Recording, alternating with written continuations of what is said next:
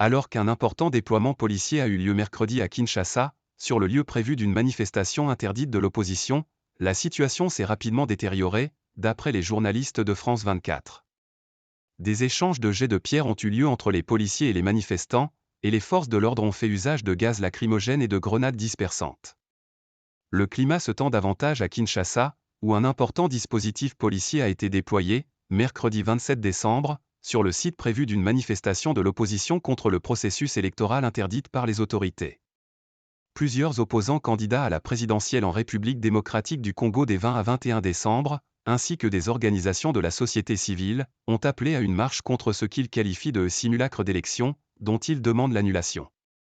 Alors que des policiers anti-émeutes sont positionnés dans le quartier du Palais du Peuple, situé près du Grand Stade des Martyrs, la situation a rapidement dégénéré, ont constaté les journalistes de France 24 à Kinshasa.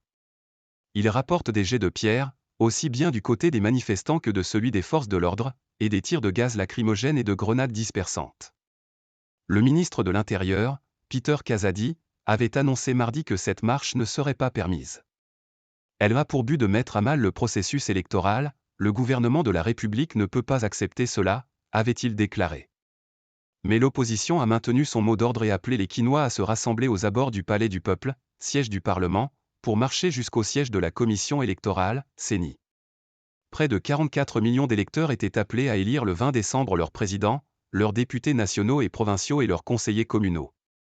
En raison de nombreux problèmes logistiques, le quadruple scrutin a été prolongé officiellement d'une journée et s'est poursuivi jusqu'à Noël dans certaines zones reculées.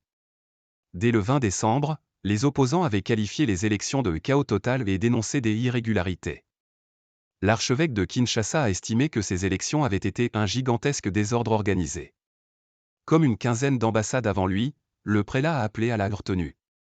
Des tensions sont redoutées à l'annonce du vainqueur de la présidentielle, dans un pays à l'histoire politique agitée et souvent violente, au sous-sol immensément riche en minerais mais à la population majoritairement pauvre. Nous avons pris toutes les dispositions pour que la paix règne, a assuré le ministre de l'Intérieur. Avec AFP.